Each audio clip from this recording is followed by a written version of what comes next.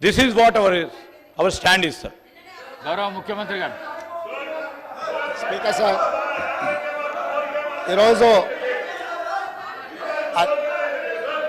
తమరి అధ్యక్షతన అత్యంత కీలకమైన ప్రకటన చేయాలని రాష్ట్ర ప్రభుత్వం భావిస్తున్నది. కొన్ని దశాబ్దాల నుంచి మాదిగ ఉపకులాలకు సంబంధించిన లక్షలాది మంది యువకులు ఎస్సీ రిజర్వేషన్లలో ఏబిసిడి వర్గీకరణ కోసం వాళ్ళు పోరాటాలు చేస్తున్నారు. 27 సంవత్సరాల నుంచి ఉమ్మడి రాష్ట్రంలో కానీ ప్రత్యేక తెలంగాణ రాష్ట్రంలో కానీ ఏబిసిడి వర్గీకరణ మీద మాదిగ ఉపకులాల యువకులు పోరాటాలు చేయడం జరిగింది. వారి పోరాటాల ఫలితం ఒకనాడు ఇదే శాసనసభలో మాదిగ ఉపకులాల వర్గీకరణ కోసం వాయిదా తీర్మానం ఇస్తే నాతో పాటు ఆనాటి శాసనసభ్యుడు సంపత్ కుమార్ను కూడా ఈ సభ నుంచి బహిష్కరించడం జరిగింది. గత ప్రభుత్వం ఏబిసిడి వర్గీకరణ మీద కేంద్రానికి ప్రధానమంత్రికి విజ్ఞప్తి చేయడానికి అఖిల పక్షాన్ని తీసుకెళ్తామని చెప్పి తీసుకుపోకుండా మాదిగ సోదరులను మోసం చేయడం జరిగింది.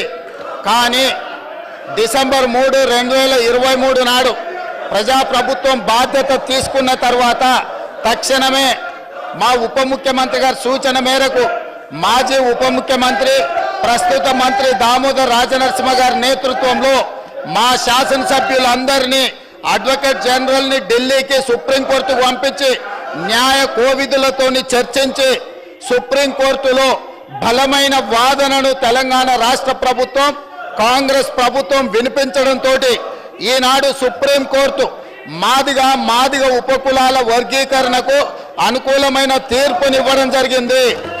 నేను మనస్ఫూర్తిగా సుప్రీంకోర్టు కాన్స్టిట్యూషనల్ బెంచ్కు రాజ్యాంగ ధర్మాసనానికి మనస్ఫూర్తిగా కృతజ్ఞతలు తెలియజేస్తున్నా. 7 మంది జడ్జిలలో 6 మంది జడ్జిలు రాష్ట్రాలకు ఏబిసిడి వర్గీకరణ చెయ్యడానికి అనుమతి ఇచ్చింది. తెలంగాణ రాష్ట్ర ప్రభుత్వం తరఫున నేను స్పష్టమైన ప్రకటన చేస్తున్నా. దేశంలోనే అందరికంటే ముందు బాగానే నిలబడి తెలంగాణ రాష్ట్ర ప్రభుత్వం ఏబిసిడి వర్గీకరణ అమలు చేసే బాధ్యత మా మిత్రులు మా మంత్రివర్గ సహచరులు మేమందరం తీసుకుంటాం. అవసరమైతే ఇప్పుడు ఇచ్చిన ఉద్యోగ నోటిఫికేషన్లలో కూడా వర్గీకరణను అమలు చేయడానికి అవసరమైతే ఆర్డినెన్స్ తీసుకొచ్చి మాదిగ సోదరులకు న్యాయం చేసే బాధ్యత మేము తీసుకుంటాము. కాబట్టి ఈరోజు ఈ సభ అందరూ కూడా ఈ అంశం మీద ఏకాభిప్రాయానికి వచ్చి మాదిగ ఉపకులాల వర్గీకరణకు సంపూర్ణంగా సహకరించాల్సిందిగా రాష్ట్ర ప్రభుత్వం తరఫున నేను విజ్ఞప్తి చేస్తున్నా. అధ్యక్ష,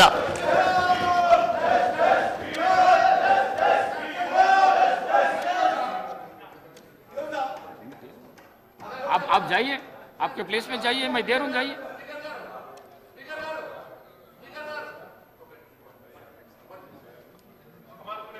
मैं आपको दिए तो आप बैठ गए. आप बात करो, अकबर साहब आप बात करो. महेश्वर रेड्डी गारू 1 मिनट वार माट दे दो सर, दे दे. अच्छा మాట్లాడు. ధన్యవాదాలు స్పీకర్ గారు. ఇప్పుడే సుప్రీంకోర్టు ఇచ్చినటువంటి తీర్పు ఎస్సీ ఎస్టీ వర్గీకరణకు అవసరమైనటువంటి సుప్రీంకోర్టు చరిత్రాత్మకమైనటువంటి తీర్పు వెలువరించింది. నాటి 5 సభ్యుల ధర్మాసన తీర్పును కొట్టేస్తూ 7 ధర్మాసన సభ్యులతో కూడినటువంటి తీర్పు 6 సభ్యులు సపోర్ట్ చేస్తూ ఈరోజు ఈ వర్గీకరణను మరి ఆమోదించడం చాలా సంతోషం. నరేంద్ర మోడీ గారు 70 సంవత్సరాలుగా ఎవరు చేయనటువంటి సాహసం నరేంద్ర మోడీ గారు పాటించారు. వారికి అండగా నిలబడ్డారు. హైదరాబాద్ పర్యటనలో కూడా వారు వీరికి అండగా నిలబడుతున్నట్టుగా స్పష్టంగా వారు అక్కడ హామీ చేయడం జరిగింది. అధ్యక్ష, 30 ఏళ్ళ రాజకీయ చరిత్రలో ఇరుక్కుపోయినటువంటి ఎస్సీ వర్గీకరణ అంశం న్యాయమైనటువంటి పోరాటమని గుర్తించి ప్రధాని నరేంద్ర మోడీ గారు ఉద్యమానికి మద్దతు ఇచ్చారు. అధ్యక్ష, హైదరాబాద్ పర్యటనలో భాగంగా ఇందుకోసం పోరాడుతున్న నాయకులకు అండగా ఉంటామని హామీ ఇచ్చారు. అధ్యక్ష, ఇందుకు కేంద్ర ప్రభుత్వ పరంగా చేయాల్సిన ప్రయత్నాలు చేస్తున్నారు. అధ్యక్ష, అదే సమయంలో దేశ అత్యున్నత న్యాయస్థానం కూడా ఎస్సీ ఎస్టీ